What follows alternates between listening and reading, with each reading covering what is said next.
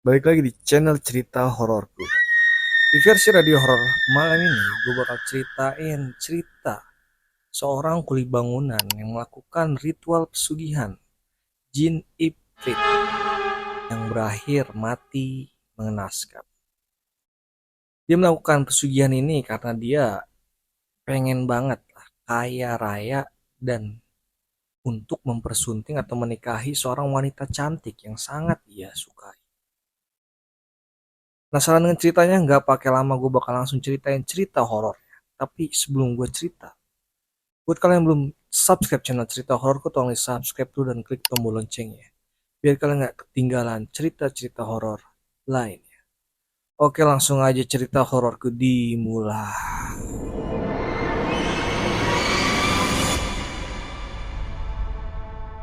Oke, kita sebut saja pemuda ini dengan nama Mamat. Nah, Mamat ini adalah seorang pemuda desa yang hidupnya nggak ada yang istimewa lah. Tinggal bersama orang tuanya yang mohon maaf ya miskin. Mamat tidak punya impian yang muluk-muluk dalam menjalani hidupnya itu. Ia merasa cukup menjadi seorang kuli bangunan yang bisa mencukupi kebutuhan makannya dan kedua orang tuanya. Namun, Mamat mengalami sebuah peristiwa yang akan diingatnya seumur hidupnya. Sejak saat itu pula, kehidupan Mamat berubah total. Bisa dibilang, itu adalah titik balik yang mengantarkan Mamat menjalani kehidupan yang tidak biasa-biasa aja. Suatu hari, saat Mamat sedang mencari atau mengerjakan kerjaannya sebagai kuli bangunan, ia tiba-tiba bertemu dengan perempuan cantik yang sedang makan di sebuah warung. Di seberang tempat kerjanya Mamat itu lagi bangun ya sebuah kos-kosan. Pipi wanita itu merona di bawah sinar matahari dan senyumnya membuat Mamat kelimpungan. Mamat telah jatuh cinta pada pandangan pertama saat melihat perempuan atau wanita cantik itu. Seketika Mamat menghentikan kegiatan di kuli bangunannya itu, lagi yang ngaduk semen lah si Mamat ini. Ia langsung mendekati dan menatap mata perempuan itu dalam-dalam. Entah Mamat lagi benar-benar terbuai banget lah sama sosok perempuan cantik itu. Jadi si Mamat itu lepas lagi kerja, nguli atau ngaduk semen lah. Tiba-tiba Mamat kayak kehipnotis gitu. Ngeliatin terus tuh perempuan yang lagi makan di seberang tempat kerjanya Mamat. Nah, lalu si perempuan itu ngeh nih kalau si Mamat itu lagi ngeliatin dia terus. Akhirnya wanita itu kayak langsung bergidik gitulah. Ia kayak gak nyaman berada di tempat makan itu karena dilihat Mamat terus. Lalu perempuan itu akhirnya memutuskan untuk menyudahi makanannya. Dia bayar dan langsung meninggalkan warung makan itu. Mamat yang masih saja menatapnya dari jauh. Mamat paham nih perlakuan perempuan itu. Lagian siapa juga yang mau mendekati seorang kuli bangunan seperti Mamat. Tapi Mamat tidak mau kalah dengan keadaan. Ia lalu mencari cara agar perempuan itu bisa membalas cintanya lah. Dan caranya termudah adalah meminta pengasihan atau pelet dari seorang dukun. Bertekad bulat, pergilah Mamat pada Mbah Dukun yang terkenal di kampung Mamat tersebut. Sesepuh desa yang dipercaya bisa membantu segala hal mistis. Pokoknya terkenal banget lah tuh. Dukun ini udah top markotop lah. Ajaib sekali, pikir Mamat sejak mendatangi Mbah Dukun itu. Perempuan itu langsung membalas cintanya. Atau dia tiba-tiba jadi suka juga sama si Mamat. Kayak datang ke warung makan itu cuma mau ketemu sama Mamat yang lagi kerja sebagai kuli bangunan di proyeknya bosnya itu. Nah, singkat cerita,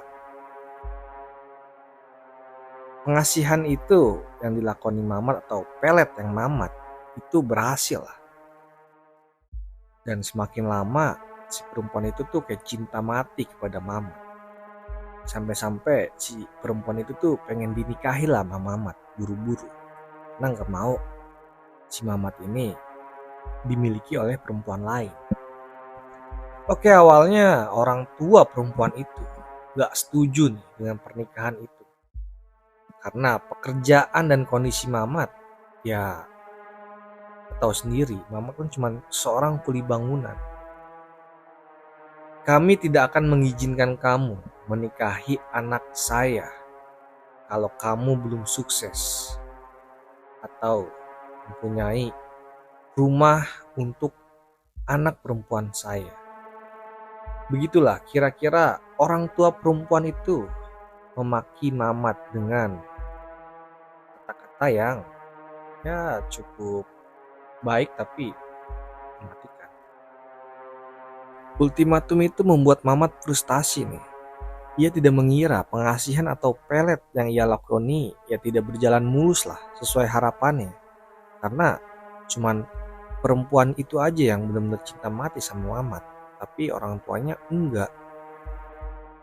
Akhirnya tak punya pilihan lain, Mamat kembali lagi nih ke Mbah Dukun untuk mencari kekayaan instan. Ya biar bisa nikahin wanita itu atau meyakinkan orang tuanya lah kalau Mamat ini bisa sukses kaya raya. Dia lakukan untuk segera menikahi, kita sebut saja perempuan ini namanya Gendis ya. Jadi perempuan yang ia cintai atau yang perempuan cantik ini kita sebut saja dengan Gendis. Bukannya ingin menghalangimu, Le, tapi kekuatan gaib kali ini sangatlah kuat. Kamu harus bisa merawatnya dan tidak boleh melewatkan sekalipun rutinitas untuk memberinya sesajen. Terlebih kamu harus menumbalkan keluargamu agar tetap bisa menjalankan pesugihan ini. Jelas Mbah Dukun itu. Saya siap menanggung segala resiko, Mbah. Dia satu-satunya harapan hidup saya. Saya akan melakukan apapun demi dia, jawab Mamat dengan mantap pada Mbah Dukun. Mbah Dukun akhirnya menyetujui permintaan Mamat. Ia akan menyalurkan kekuatan gaib kepada Mamat berupa jin ifrit yang bisa memberi kekayaan secara instan. Sebagai imbalan, Mbah Dukun memerintahkan Mamat untuk menyiapkan sesajen setiap malam satu suro. Dan terakhir, Mbah Dukun berpesan agar Mamat tidak kaget jika salah satu dari keluarganya menjadi cacat atau bahkan berakhir meninggal secara tiba-tiba. Itu karena untuk tumbal si jin ifrit tersebut. Tidak lama setelah itu, Mamat jadi orang kaya dadakan. Uang tersebut kemudian digunakan Mamat untuk melamar Gendis. Tidak ada yang curiga nih sama Mamat. Karena selama kerja sebagai kuli bangunan, Mamat sempat bilang untuk mau bekerja ada bisnis lah di luar kota. Padahal dia mau menemui Mbah Dukun sakti itu. Sepulangnya dari luar kota, Mamat ya bawa uang banyak lah. Dan orang tua Gendis yang melihat kesuksesan Mamat itu langsung menyetujui hubungan mereka. Dan seminggu kemudian mereka resmi menikah. Pesta pernikahan Mamat dan Gendis sangat mewah. Namun beberapa hari setelah ia menikah, Mamat harus menerima kenyataan bahwa jin ifrit yang diasuhnya mulai mencari tumbal. Dan pertama, tumbal jin ifrit itu adalah sang ibu tercinta, meninggal dunia. Dikabarkan ibunya Mamat ini kena serangan jantung. Jadi gak ada yang curiga lah sama ritual pesugihan Mamat ini. Padahal ibunya itu menjadi tumbal pertama jin Ifrit yang telah melakukan persetujuan atau ya ritual pesugihan lah sama jin Ifrit itu. Mamat sedih melihat ibunya yang masih sehat itu meninggal karena ritual pesugihan itu. Akan tetapi Mamat tidak boleh lemah nih.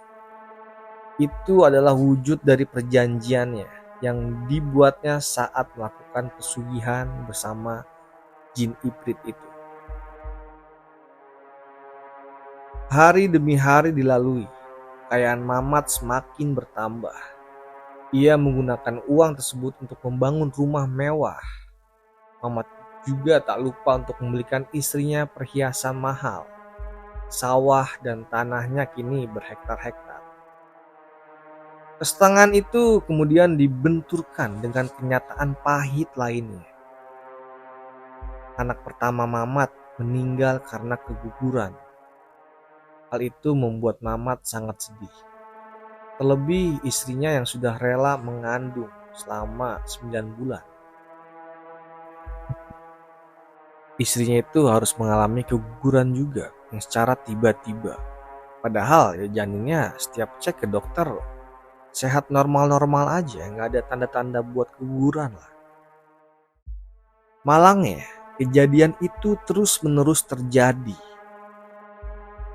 Sudah beberapa kali meski Mamat diberikan kekayaan melimpah, namun di sisi lain jin Ifrit itu terus-menerus merenggut nyawa anaknya.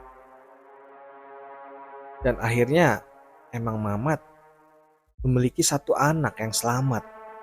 Akan tetapi anak itu terlahir dengan cacat mental. Lama-kelamaan Mamat marah nih dengan keadaan yang diterimanya. Ya walaupun dia kaya raya tapi Mamat gak bisa punya anak.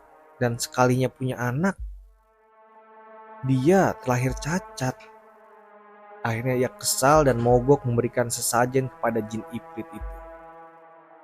Mamat berharap jin itu berhenti mengambil satu persatu anaknya. Namun keinginan Mamat itu tidak terkabulkan. Ia malah bahkan harus mengalami penderitaan lainnya. Rupanya jin Ifrit pesugihan itu marah atas perlakuan Mamat. Suatu hari Mamat jatuh sakit. Sekujur badannya terasa panas dan sakit sekali. Rasanya itu seperti ditusuk-tusuk dengan besi runcing yang ujungnya panas.